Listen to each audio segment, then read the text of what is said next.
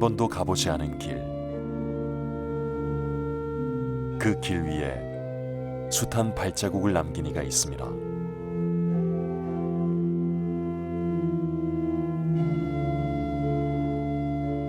누구보다도 뜨거웠던 25년 26일의 생. 그가 새겨놓은 용기를 기억하며 오늘도 발걸음을 옮깁니다.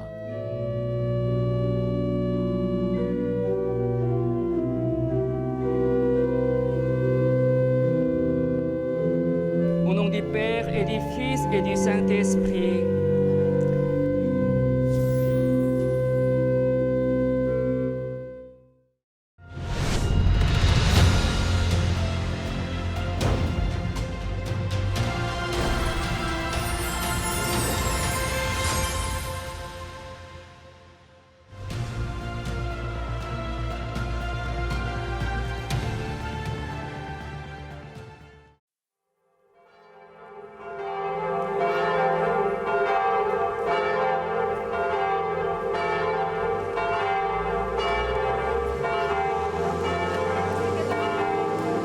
프랑스 파리에서 차로 1시간 떨어진 곳.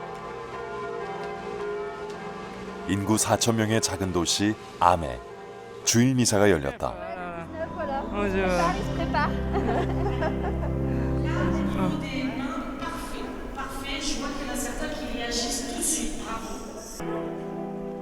유창한 프랑스어로 신자들과 반갑게 인사를 나누는 이 사람. C'est pas trop grand? 이 검은 머리의 사제는 어떻게 이곳까지 오게 된 걸까? 안녕하세요. 대전교구 소속으로 현재는 프랑스 아미앙교구 암 본당 신부로 있는 이종석 레오 신부입니다.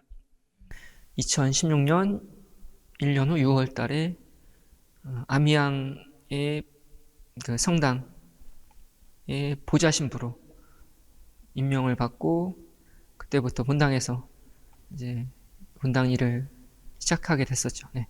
여기는 3년 보좌 아미앙에서 하고 2019년 이제 9월이죠. 8월 말 9월 초 그때 여기 암 본당 신부로 주연님께서 보내주셨습니다. 네.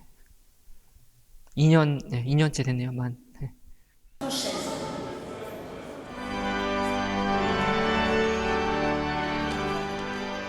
이젠 더 이상 서로가 낯설지 않은 이들.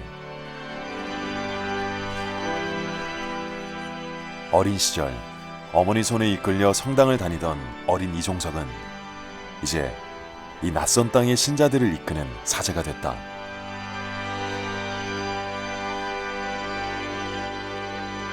Seigneur soit avec 쉽지 않았던 길. Jésus-Christ selon Saint Marc. 그는 오늘 지금의 자신이 있게 해준 그 이름을 조심스럽게 꺼내본다. Au nom du Père et du Fils et du Saint-Esprit, Corée, il y avait la douleur pour les chrétiens à cause de la persécution.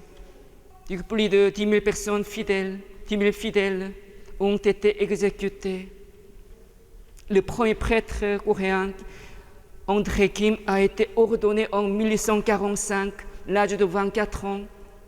Mais malheureusement, l'année suivante, il a été décapité. Quelle catastrophe! Il n'a vécu qu'une année en tant que prêtre. Le sourd, muet et guéri est introduit dans la société. 한국인 신부에게 처음 들어보는 이름 김대건 안드레아. Ce qu'on lui dit est s'exprimer 그는 누구일까? par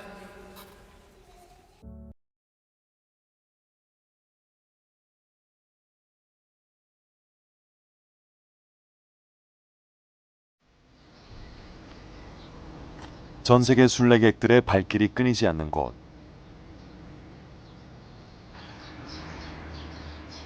소나무 숲 한켠에 자리한 이곳은 조선 최초의 사제 김대건 신부가 탄생한 곳이다.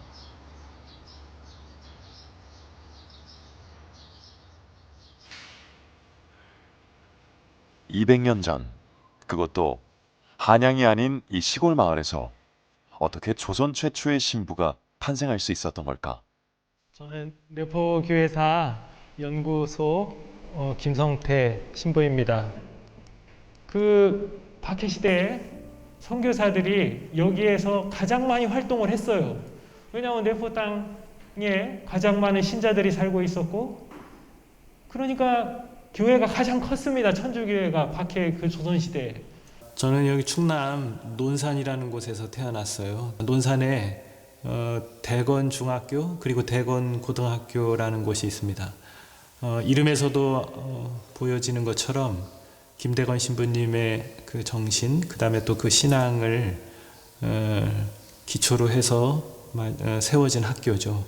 그게 어느 날 갑자기 세워지진 않았겠죠. 그런 풍토, 그런 분위기가 자연스럽게 학교나 교육으로 이어져서 그 지역의 특성을, 가톨릭적 분위기를 반영한다고 그렇게 생각합니다.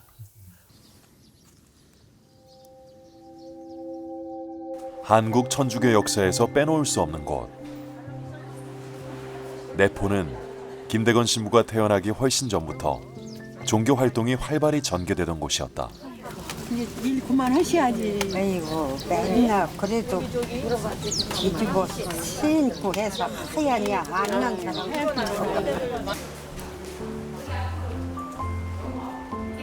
천주학이라는 학문으로 시작된 천주교.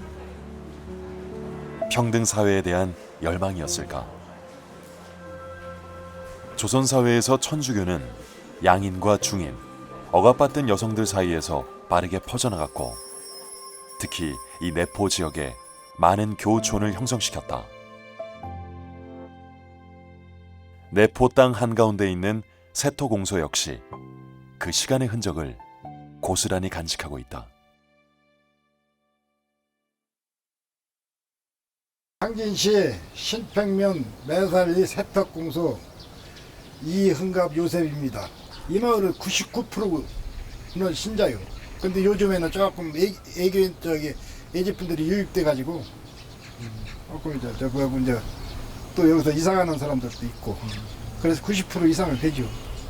한 5대 박해 시작부터 있던 거예요. 신부도 선교사도 없이 스스로 생겨난 교회. 성부와 성자와 성령의 이름으로 아멘. 하나님 우리 아버지와 주 예수 그리스도께서 내린 전 세계 유례 없는 천주교 역사를 만들어낸 중심에는 공소가 있었다. 서로를 감시할 수밖에 없었던 잔인한 박해 시대에도 이들은 공소를 중심으로 힘들었던 역사의 무게를 견뎌낸 것이다. 오늘 이곳이 이제 세터 공소인데요. 이제 네 곳의 공소가 있습니다. 박해 시대 때부터 그렇게 이렇게 숨어들었던 그런 그 구교우들의 우리 순교자들의 그 신앙이 계속해서 이어져 왔기 때문에 공소는 우리 천주교회 특별히 한국 천주교회에 있어서는 신앙의 뿌리다라고 단언해서 말씀드릴 수 있을 것 같습니다. 공소만 다 떠야만 조선 교우들의 이런 움직임은 교황청까지 전해졌고 마침내 프랑스 신부가 조선 땅을 밟았다. 하지만 신자들이 원하는 건 따로 있었다. 조선말로 교리를 배우고 조선말로 고백을 들어주며 위로해 줄 수 있는 조선인 사제를 원했던 것이다.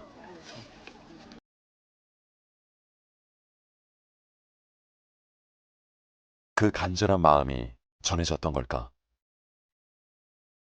조선에 온 최초의 프랑스 신부 모방은 교우들 중 명민하고 성격이 굳센 최양업, 최방재, 김대건 3명을 신학생 후보로 뽑아 조선인 사제를 키우기로 결심한다.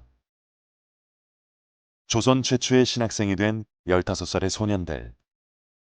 이들은 조선을 떠난 지 6개월 만인 1837년 6월 임시 조선 신학교가 있는 마카오에 도착했다. 금년에 모방 신부가 이곳으로 보냈고 리그레즈와 신부가 그 교육을 나에게 전적으로 맡긴 3명의 조선 소년들은 모든 면에서 완전합니다. 신심, 겸손, 면학심, 선생에 대한 존경 등 훌륭한 사자에게 합당한 덕목들 말입니다. 저는 그들을 가르치며 위로를 받습니다.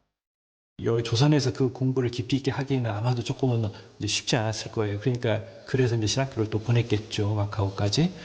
근데 어제 그 마카오에 가서 그 우리 학생들에 대한 신부님들의 평가는 뭐 면학심도 아주 좋다고 얘기를 하는 걸로 봐서 물론 기본적인 역량도 됐겠지만 그 역량 갖고 되겠어요? 부단한 노력을 했겠죠. 프랑스 신부님들에게 공부를 배워야 되니까 불어도 어느 정도는 해야 됐을 거고, 그리고 모든 언어들이 그 공부를 위한 언어들은 다 라틴어니까 라틴어 공부도 해야 됐을 테고, 공부해야 할 언어가 한두 가지가 아니었을 텐데 아마도 굉장한 노력이 필요했을 것 같습니다. 김대건 신부님은 청년 나이로 순교하셨지만 15살 소년 때 정식으로 유학을 갔다는 거예요. 유럽의 어떤 과정을 거쳐서 정식으로 유학 간 이는 김대건 최양업 신부님이라고 할 수 있죠. 최초의 유학자입니다. 그런 게 사실 굉장히 근현대 역사 안에서 중요하거든요. 유학자 연구를 따로 해요. 그리고 해외 문물을 배워오고 그런 최초의 유학자라고 하는 그런 조선사 안에서 그런 걸 조명할 수 있겠고요. 그리고 이렇게 단순히 그 마카오 본부에서 임시신학교에서 공부를 하긴 했었지만 적어도 서양 선교사들 해외 문물을 잘 익히고 하는 그런 선교사들 밑에서 직접 배웠다는 거죠.